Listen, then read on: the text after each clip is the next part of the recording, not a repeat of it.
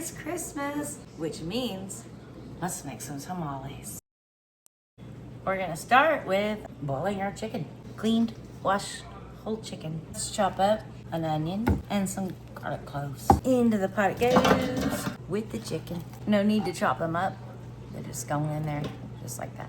1 tablespoon of salt-ish. There we go. 1 tablespoon of ground black pepper. Now we just add water. Put this on high for now. Once it starts boiling, I'm gonna reduce the temperature so it doesn't boil over.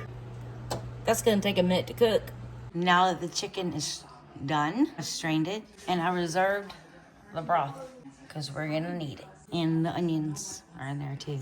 Let it cool and then I'll debone it. Okay, now we have the chicken all deboned and shredded. And I do have the reserved broth and the corn husks have been soaking. They're ready. First, let me say I forgot to buy poblano peppers. So we're gonna be using these roasted whole, basically pimento peppers. They're over here draining.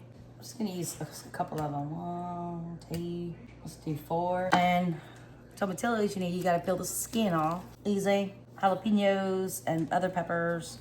Cut the stems off. We're just roughly cutting this onion because it's all going in a blender after we sear it.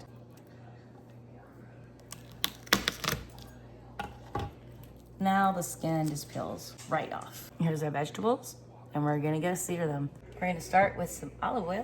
I'm using a cast iron skillet. Let's turn this on a medium high. All right, we're getting hot. Let's start searing some of these veggies. Here's some onions. Don't overcrowd yourself because you don't want them to burn. You won't be able to flip them over. They really do not take long. We're not trying to cook the onions, y'all. We're just searing them. It will, same with all the vegetables. This helps bring out the flavor a little bit. I'll put them over here on this plate and keep going with all the rest of the vegetables. They look kind of like that.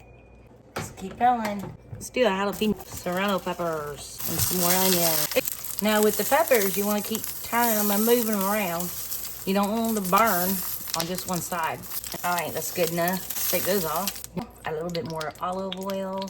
Let's do our tomatillos. Call that done, and we're gonna take them off. Now these pimento peppers, these go quick, y'all. And we're gonna call that done. Put them over here. The last thing we're gonna sear are the 5 garlic cloves. I think that's good. Turn it off. Let's take these out.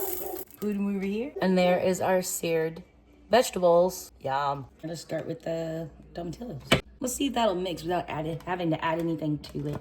Now, I'm not making a chunky salsa, all right? Let's go ahead and add these little red things and some peppers, some onions. We're gonna put about a half to 1 cup of reserved chicken broth. Yeah, there's 1 cup. We're looking good. We're gonna do 1/2 teaspoon of ground cumin.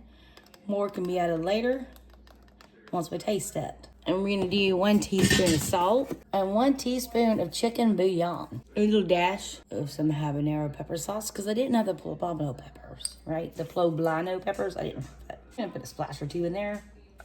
1, 2, 3, 4, 5, 6, 7, 8, 9, 10, 11, 12, 13, 14, 15. There we go. Splash. And also, because I didn't have the poblano peppers, this is white vinegar. 1/2 teaspoon. You can go easy on that. Not too much. Let's put in the onions and the garlic and hopefully not overflow. I almost forgot something. So, take your lime, roll it on the counter, loosen up those juices. All right, let's put it in our whatever juicer thing. There's juice of 1 lime. Watch your eyeballs. It could squirt out at you at any moment.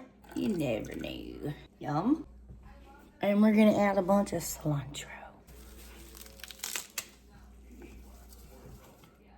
About 1/2 teaspoon of cayenne pepper. This is totally optional. More can be added after you taste it. I know a little bit.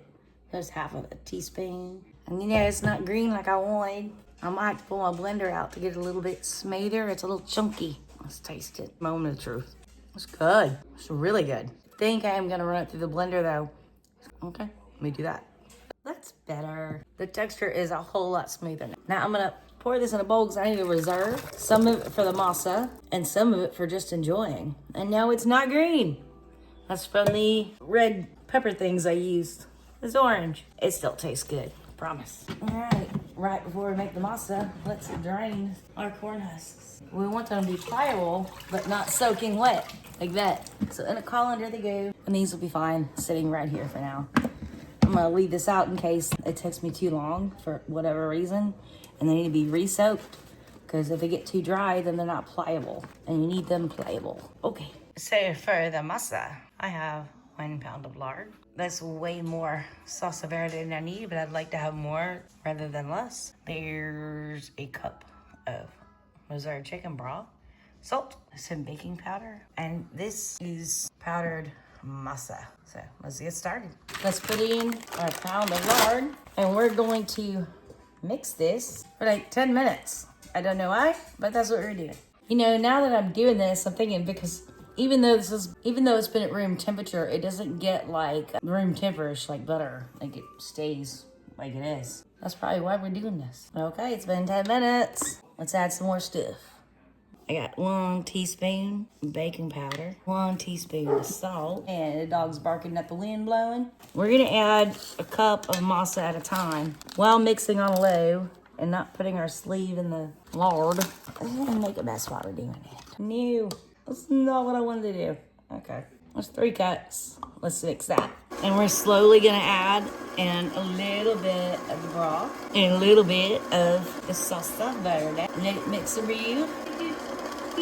Here's a touch of water. I'm gonna need more broth. This is why I reserve all of my broth until I'm done. Let's give this thing a hand because, you know, yeah, it's all stuck here. I'm gonna go get some more broth. They're very dry. This is the reserved chicken broth, 2 cups. Hey, let's do both cups. See, I got my gloves, and we're going to the big tamale masa mixing bowl right here. This thing's ginormous. I just got all the stuff out of the blender thing, and I'm gonna do it by hand, because right now it looks like bad oatmeal.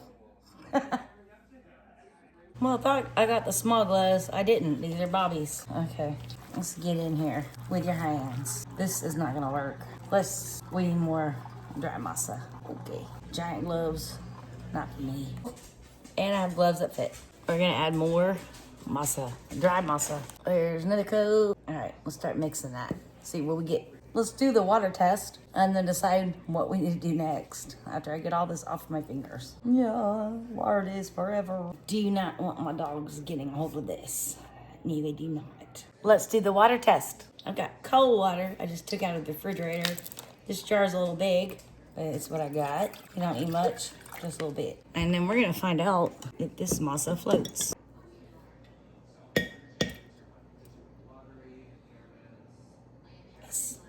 It's floating. We're gonna add a little bit more of our salsa, which is not actually verde color. And let's mix this together. Okay, did I tell you I have arthritis? It will be fine. Not all masa always floats. At least I've been told that in the comments on previous videos. Anyway, I gotta go take a shower. And then let's assemble our tamales. So here I have my tamale pot. This is just a ceramic bowl I've used before, so I know it won't break. Underneath here, there's water. It does not reach all the way to the top, okay? Because we're not boiling the tamales, we're steaming them. Let's go assemble them, put them in here, and let's see what we come up with. What am I thinking? Before we can do the tamales, we gotta finish that chicken. Let's do that real quick. Here's our chicken, and here's our salsa poured in. We're just gonna use a fork and mix this all together. No, I'm gonna have to make more salsa. No, it'll be good. It would be great. Because I got more to put on top, or I could put it in here. You know what? I'm gonna put it in here. Let me go get it. Whatever. Mix it together. Really good. I'm sorry it's not green, y'all. We still made it work. Cause I'm about to find out and taste this. You wanna see? No, it's not warm, but I wanna taste it. Yeah. That's good. And it doesn't need any more sauce on. I'm sorry about that. Sometimes things work out in a certain way for a reason. All right, well, here's our chicken mixture. It's going back in the fridge while we spread the masa on the corn husks. I'm gonna use a scoop. I don't even know why I'm bothering with it. Matter of fact, I'm just gonna get a spoon. Roll it, do that, pinch the end. We wanna try to get them all about the same size. There's one. Let's do another. It's gonna be impossible to get them all the same size because the husks are not all the same size. That's what we're doing. These are going in the pot. So we're gonna layer these kind of like that. It'll get better layered once I make more. And we want the open sides on the top, right?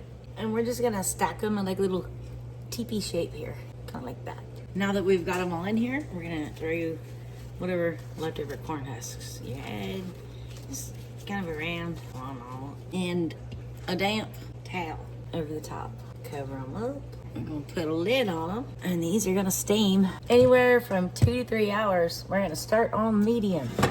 I'll see you in a couple hours. Let's have a look at them. Masa. Yum. Salsa Verde chicken tamales. I'm not one to pick one up with my hands and eat it, and plus it's still hot. It's good. Like over seasoned the salsa verde, but the masa and the chicken and everything really tames it down. It's really good. All done. We ended up with about 2 dozen tamales. They're quite large tamales. Quite large. There's my hand. And I have these little containers to take them to friends. They've got little lid things, and then they close up on the sides, and that's pretty nifty. Thank you everybody so much for watching. Please have a very Merry Christmas. We hope to see you again soon. We got something coming up next. It'll be right there in the corner. God bless.